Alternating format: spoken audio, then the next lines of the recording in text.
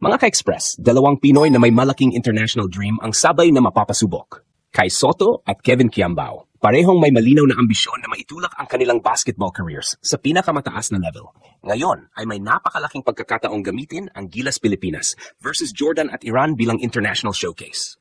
At perfect ang teaming nito. August 28 kontra Jordan, August 30 kontra Iran, parehong sa Mall of Asia Arena. Hindi ordinary ang qualifiers ito. Nasa critical na sitwasyon ang Pilipinas sa World Cup race at wala pa si Justin Brownlee. Kaya sinabi mismo ni Coach Tim Cone na magkakaroon ng major minutes at mas malaking opportunity si Kevin Kiambao habang kailangang mag-step up ang buong homegrown core. Pero ang pinakamalaking comeback story? Kai Sotto. Halos 2 taon siyang hindi nakapaglaro para sa Gilas matapos ang ACL injury. Pero ngayon fully back na siya at tinawag mismo ni Cone na game changer. Nag-post pa si Kai sa Instagram ng, "You know what time it is," habang suot ang Gilas jersey. At huwag nating kalimutan si KQ. KBL Rookie of the Year, 15.2 points, 6.5 rebounds at 4 assists per game noong 2025-26 season. At nitong July ay bumira ng 23 points kontra New Zealand sa World Cup qualifiers. Kaya mga ka-express, laban ito hindi lamang para sa Gilas. Para kina Kai at Kevin, bawat possession laban sa Jordan at Iran ay pagkakataong ipakitang ang dalawang Pilipinong ito ay may larong pwedeng dalhin sa mas mataas pang entablado. Pash Part 1. Mga ka-express, kung may dalawang pangalan sa Gilas Pilipinas ngayon na talagang nakaka-intriga pagdating sa international upside, walang duda na kasama rito sina Kai Sotto at Kevin Kiambao. Magkaibang klase ng player, magkaibang journey, pero pareho ang direksyon. Gusto nilang makita kung hanggang saan talaga kayang dalhin ng talento ng isang homegrown Filipino basketball player ang kanyang career. At sa dalawang napakalaking laro kontra Jordan at Iran, may pagkakataon silang sabay na magpakita kung bakit hindi pa dapat isara ang usapan tungkol sa mas mataas pang basketball opportunities. Unahin natin si Kai Sotto. Ang pagbabalik niya sa Gilas ay hindi simpleng roster addition. Ito ay comeback pagkatapos ng napakahabang interruption. Na ACL injury si Kai habang naglalaro sa Japan noong January 2025 at halos 2 taon mula sa huli niyang national team appearance bago siya muling bumalik sa Gilas setup. Ngayon, bumalik siyang healthy at handang sumabak sa napakabigat na World Cup qualifying window. At napakalaking statement na mismong si Coach Tim Cone ang nagsabing game changer si Kai Sotto para sa Gilas. Hindi lang dahil 7'3" siya, maraming matangkad sa basketball. Ang dahilan kung bakit mahalaga si Kai ay dahil kaya niya makaapekto sa laro sa magkabilang dulo. Rim protection, rebounding, finishing above the rim, interior scoring, pick and roll presence, at passing mula sa taas. Kapag gumagana ang mga elementong yan, biglang nag-iiba ang geometry ng depensa ng kalaban.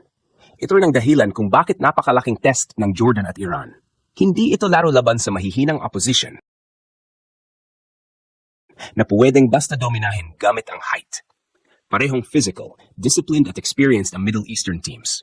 Pareho ring may 5-1 carryover record papasok sa round, samantalang nasa 2-4 ang Pilipinas. Kaya ang pressure ay tunay. At para kay Kai, ito ang eksaktong klase ng laban na kailangan niya. Kung gusto mong patunayan na kaya mong bumalik sa mataas na international level pagkatapos ng major injury, hindi sapat ang practice highlights. Kailangan mong ipakita yon laban sa tunay na competition. Kailangan makita kung kaya mong tumakbo ng paulit-ulit, bumangga sa malalaking katawan, mag-defend sa pick and roll, lumipat sa perimeter, mag-rebound sa traffic, at manatiling productive habang tumataas ang physicality. Diyan nagiging interesting ang NBA Dream Angle. Hindi natin kailangang sabihin na may NBA team nang naghihintay o may scout na siguradong kukuha sa kanya. Wala tayong verified information na ganoon. Pero verified na matagal nang hinahabol ni Kai ang NBA pathway. At nitong mga nakaraang buwan ay iniulat na tinitingnan niya ang posibilidad ng USNCAA Division I bilang isa pang ruta patungo roon. Bago siya bumalik sa Gilas, sinabi ni Cone na iyon ang isa sa mga pinagkakaabalahan ni Kai sa Amerika. Kaya bawat magandang laro ni Kai sa FIBA level ay mahalagang bahagi ng kanyang basketball resume. Hindi dahil automatic ticket iyon sa NBA, kundi dahil pinapakita nitong kaya pa rin niyang maging relevant sa international competition. At sa edad na 24, napakahalaga ng bawat pagkakataong patunayang healthy siya, productive siya, at patuloy siyang nagde-develop. Pero mga ka-express, huwag nating gawing Kai Sotto show lamang ito dahil may isa pang player na maaring magkaroon ng breakout opportunity sa mismong window na ito, Kevin Kiambao. At dito nagiging napakaganda ng storyline. Dahil wala si Justin Brownlee, sinabi mismo ni Coach Tim Cone na magkakaroon ng mas malaking pagkakataon sina KQ at Carl Tamayo habang inaasahang magiging mas aggressive si Dwight Ramos. Sa madaling salita, hindi na lamang role player si KQ sa dalawang larong ito.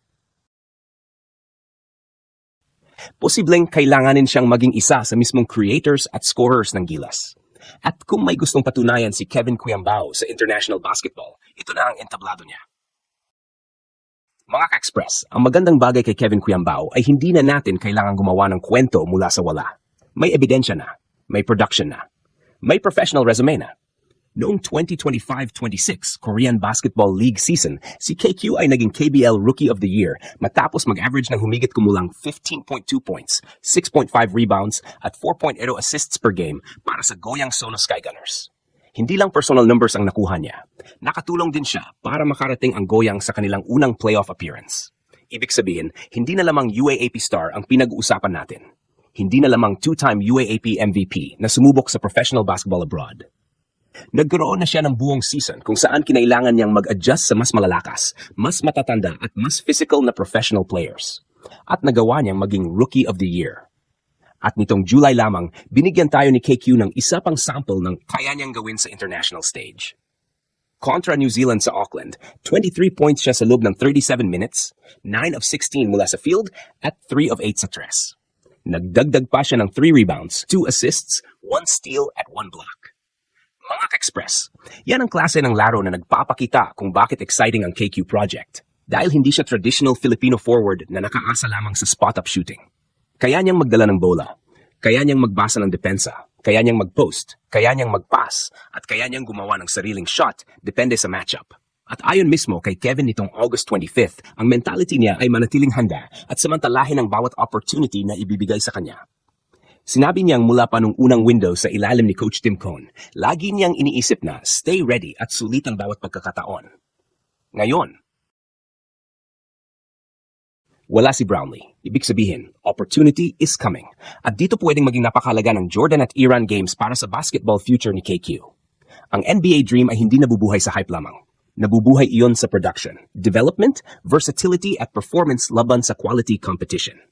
Nakapag-training na rin si Cuyambao sa Sacramento noong 2025 habang naghahanap ng pagkakataon kaugnay ng NBA Summer League pathway.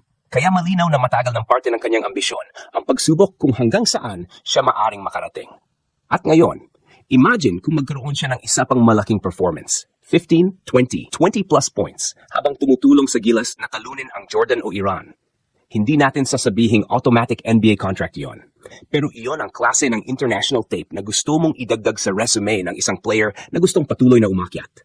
At ganoon din kay Kai, isang 7'3" center na bumalik mula ACL injury. May international experience, may professional experience sa Australia at Japan,